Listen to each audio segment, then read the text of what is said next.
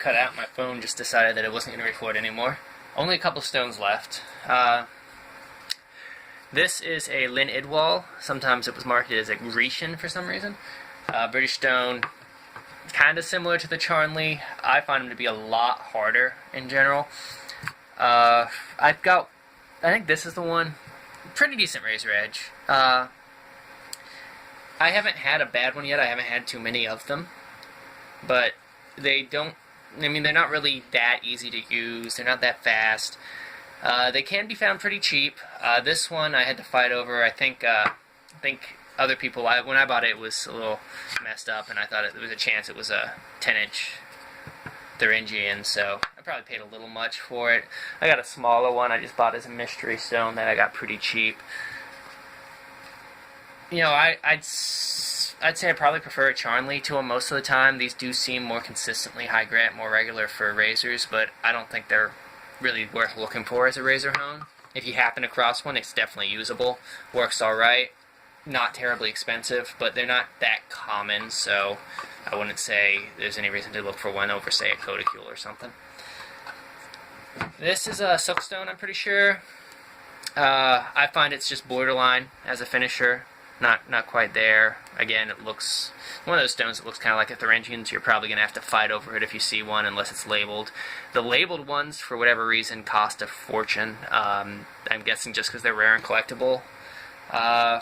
Performs pretty well. Decent function. Doesn't get as fine as something like a Thuringian would. You know, I don't have too much to say about it, otherwise I don't use it a ton. I basically just keep it in my collection just to have an example. Ultrafine. These are pretty cheap. They work. You can shave off of them. Don't know that they're that much better in any way than high grit synthetic or something. Shave's a little more comfortable. Harder to use though. They're pretty slow. I don't think they're really ideal for razors. Anytime I spend on this stone, I could get better effects spending the same amount of time on an Arkansas, so unless you absolutely need an 8x2 inch stone, I would say just buy an Arkansas instead. This is a Ire stone, a water of Ire. Similar to the silkstone in my opinion, really. Not in performance or anything, but just in what it does. It kind of slowish. Again, probably just for razors. This, I would guess from, the size of this says for razors, surgical instruments, and pen knives and such. Doesn't get it quite fine enough for me. You can shave off of it, but I probably haven't used this in 3 or 4 years. I tried it a couple times, and it's alright. It's not great. I just keep it because it's a really cool little box. You don't see water vires all that much, so having a nice little labeled one is kind of a cool collection piece.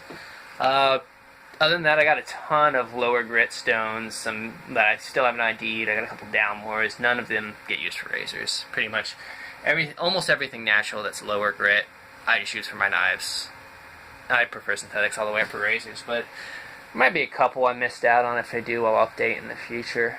That's mostly it for my natural finishers. I got a couple really nice examples of synthetic barber hones that actually are really, really good ones, but I don't think I've seen more than 2 or 3 examples of any of them, so there's not really a point. It's not like you're going to come across them that often. But yeah, I've got a couple mystery stones, a couple more I haven't really played around with. Mystery slates, I got a couple that worked pretty good. I got a lot that didn't work that great.